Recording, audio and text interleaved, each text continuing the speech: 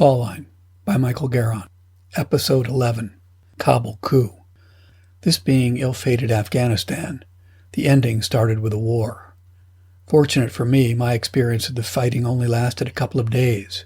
For the Afghans, the fighting continues even now. Poor Afghanistan doesn't even begin to describe it. The war I witnessed was actually the prelude to the real war, which started when the Soviets came in. That, in turn, was a prelude to the humanitarian war, which we Americans undertook. And the humanitarian phase, 40 long years after I left, is still going on. This is how it began. I was living in Sherry now, around the corner from Chicken Street. Chicken Street was popular with global wandering hippies, world travelers called WTs. My housemates and I played on the Peace Corps softball team. One lovely April weekend, we set up a game with the Marines who guarded the U.S. Embassy. That afternoon, 3 of us hailed a cab and headed towards the field beside the American compound. As we passed the President's Palace, a tank came racing down the middle of the road, forcing us into a ditch.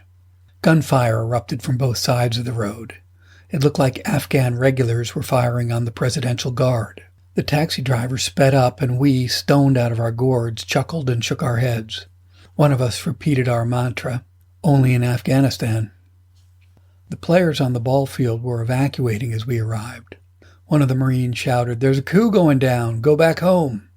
My roommate shouted back, "Okay, but can we buy that case of beer?" The Marines had the only beer in all of Afghanistan, and they brought it to all their games.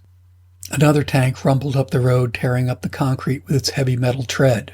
As it pulled even with us, it stopped and pointed its gun across the street towards the Ministry of Defense. It fired and blew a corner off the building. The Marine handed us the case of Bud. A couple of hours later, we had a pile of empty cans growing by our chairs in the courtyard.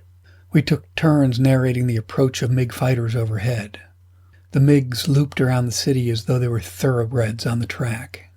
"And it's Lucky Lady coming in for another run," the screeching roar of a low overhead pass. "And she's firing another round," the tactile whomp of the supersonic missile. "And it's a direct hit on the palace," followed by a huge concussive blast. One of the blasts was so close that it blew a couple of our windows out. One of my housemates taped the whole thing on his cassette player. We listened to our narration over the sounds of battle for months. The actual fighting only lasted 3 days, but a lot of people suffered during that time. Fellow volunteers told stories of runaway tanks smashing bystanders against city walls. We saw whole apartment buildings blown to smoking ruins by errant shells. Most terrifying of all was the nightly ordeal of Russian helicopters hovering overhead.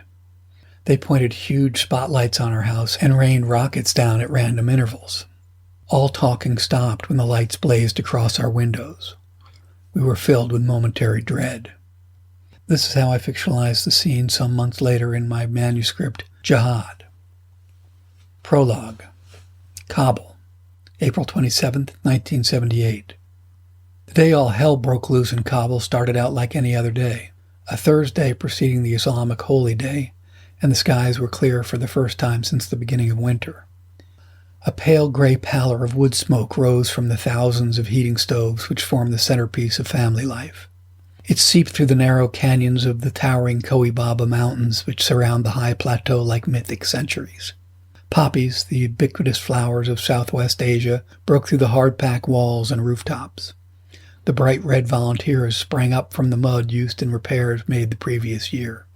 Even the children who sold cigarettes, candies, and fruit were back in the street with the departure of the bitter winter cold.